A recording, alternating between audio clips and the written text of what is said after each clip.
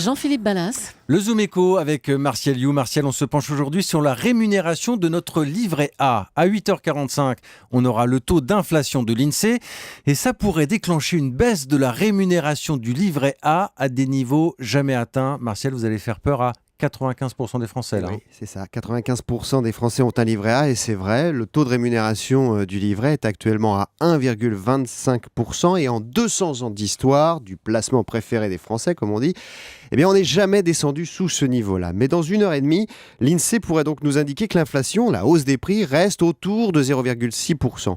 On est dans un moment de notre histoire où les prix n'augmentent quasiment plus. Et si on devait appliquer la formule mathématique sur le taux du livret A qui se base donc sur cette inflation, eh bien on devrait avoir un taux de rémunération compris entre 0,75 et 1%. Entre 0,75 et 1, ça serait un gros coup dur pour notre épargne. Alors ça, c'est tout le problème de Michel Sapin. C'était aussi celui de Pierre Moscovici avant d'ailleurs. Psychologiquement, si on passe sous 1% de rémunération du livret A, les Français vont avoir le sentiment de perdre en pouvoir d'achat. C'est factuellement faux, mais psychologiquement vrai.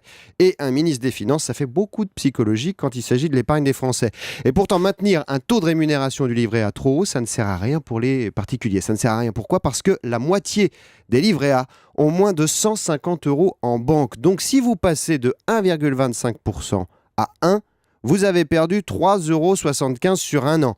C'est presque rien, mais en revanche, c'est beaucoup et très mauvais pour notre économie. Et vous n'allez pas être très populaire, Martial. En quoi le livret A serait-il un danger pour notre économie, franchement ? Alors, première raison dont vous allez vous moquer éperdument, la politique monétaire européenne. Aujourd'hui, la BCE baisse ses taux d'intérêt à quasiment 0%. C'est pour relancer l'économie de la zone euro. Si en France, on maintient des taux d'intérêt élevés sur l'épargne, c'est comme si la BCE ne faisait rien. Mais ça, je l'ai dit, vous en fichez un petit peu.